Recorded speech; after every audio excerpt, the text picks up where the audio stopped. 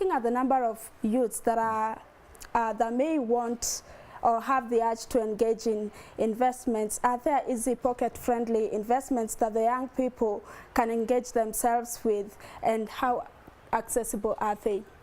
Yeah, there are basically there's a confusion between money and the youth, because the current curriculum has taught us to be self-employed, and therefore the youth are coming up with startups, and they're looking for money to finance these startups so that they can also boom in entrepreneurship.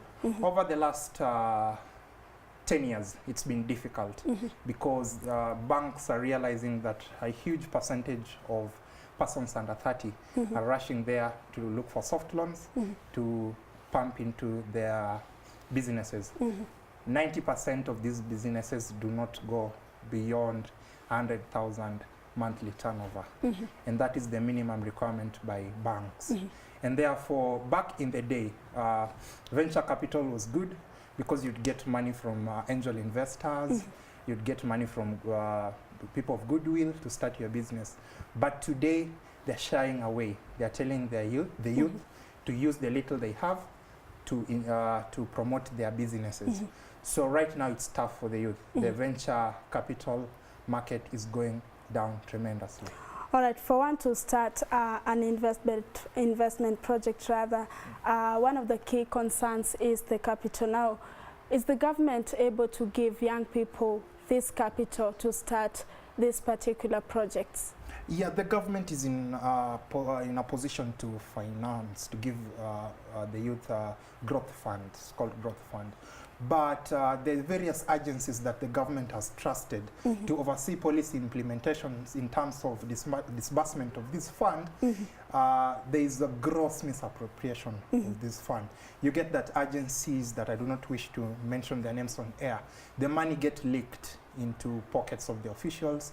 The money is used in financing corrupt deals, and therefore the deserving youth do not get the money. So yes, the government is in a position to, but the money is misappropriated largely. All right, there are some investment platforms whereby you are only supposed to save a minimum of 3,000 shillings.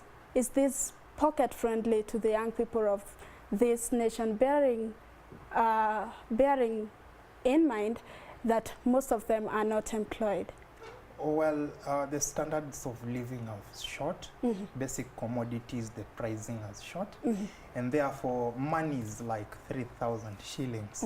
In all honesty, cannot compete. And a normal youth cannot use it as a growth fund because of the standard of living. Products, you see that now even in the supermarkets, you can't really use that money to get something tangible for the week. And therefore, the shilling is continuing to depreciate. And really, there has to be a policy review on the amount the youth can really use to invest. Centonomy, the other day, was putting it at 5,000 shillings. But again, it sparked debate because it has been affected by things like betting. You get somebody like me has 5,000 shillings. So instead of looking on how to buy something, maybe a bale of clothes and sell it at maybe 200 shillings profit, I use it to bet and it gets lost. So that is the tragedy of the contemporary youth. All right, for you, we should avoid borrowing at any cost, right? Yes, I mean, let's forget about borrowing because, you know, let's say you give me money, you give me 100,000 to start a photography business, isn't it? And then now I get the cameras, I get the equipment, then I move into events. Then 1 month down the line, the camera breaks down and I have to go into debt again to get money to fix it and all that. So I get that I accrue debts. I don't make profits. So who will keep on financing me? You get. So if you already established a business, okay, there's a flow of, you get the suppliers get you stuff and you sell them and you get some mega profits, okay? That way you can borrow from banks because you will be having the records and the paperwork to promote and breathe fresh air into your business so that it can boom, okay? So I say from 1 to 10, you're allowed to borrow. But getting from 0 to 1, don't borrow. use the little you have. All right. Don't borrow, use the little you have. Are there any other options you have that will make the young people not to go for borrowing as their first option? Yeah, there's only one approach right now, whereby, you see, we are told to employ ourselves. And that it's a narrative. How do I employ myself? Yeah. So 35% of the youth will rush to be consultants in fields they've studied at the university. Okay. So then, number one thing of getting some little money to start your business, go into hard employment. Go and work under someone. Okay. Go and engage yourself in probably unofficial labor.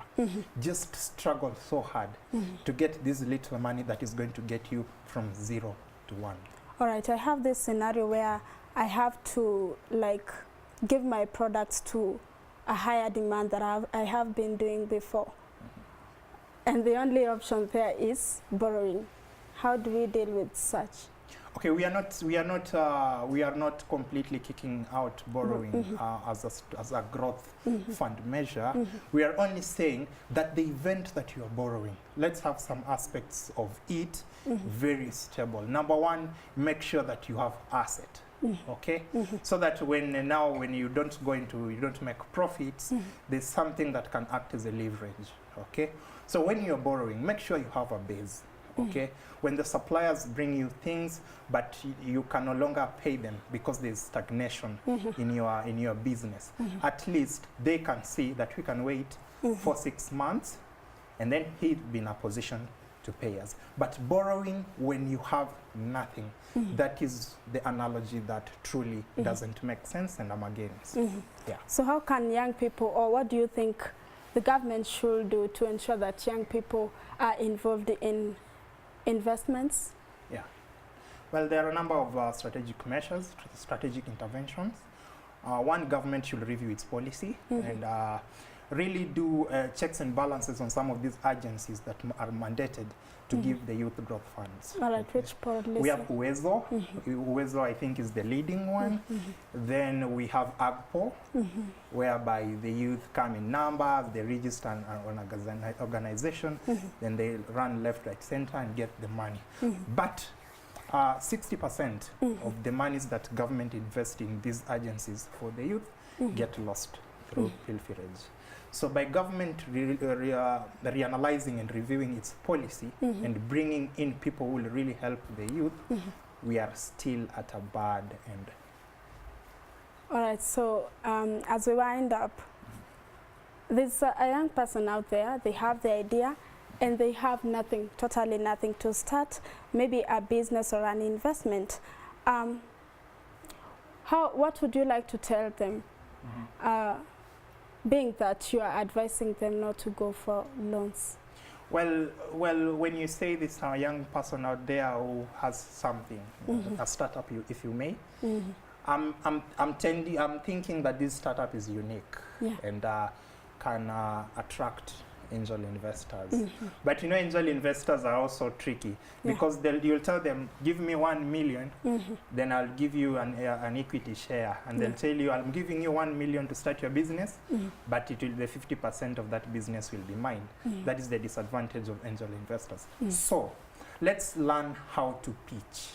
Let's introduce creativity in our startups. Let's not come up with startups that are just but copy-pasted things that already exist. Okay, so if we come up with an initiative and we want to bloom it into business, let's package it strategically so that it can attract investors, it can attract the attention of government directly, and it can attract the attention of capitalists. Okay, but if we go the trend of coming up, you know, I want to start, I'll always use photography because even you, I know you have a friend who does photography. Yes, exactly. Yeah, so if you say, I want to start a photography business, I don't think, so let's package our startups so uniquely that they can attract capitalists. All right. Yeah. I am young. I want to engage myself with investments. What factors do I need to consider to know that this is the right investment for me to get involved to it? number one, research. Look at the global and domestic trends of whatever you're interested in. How is it doing? The people who have been involved in it, how are they doing? What are some of the challenges they've continued to encompass? Meet them, you know, knock these doors and tell them, hey, I'm interested in your line of doing things. I want to know some of the demerits or some of the challenges you've continued to face, and what are some of the unique interventions I can bring into it so that it can stand out. So research deeply into it. Once you research well and you know the dynamics, you'll be in a position to master it and strategically position yourself for investment or somebody getting attracted to what you have. So it goes down to research. All right. Yeah. Thank you so much for joining us tonight. It has been great getting these insights from you. That has been Private Socrates, CEO of PSN Interact, an agency that offers graphic design, branding, and many more services. Thank you so much for joining us tonight on The Bulletin. My name is Yvonne Anyula. Meet you next time, same place. Coming up next is the Forex Report. Enjoy the rest of your viewing.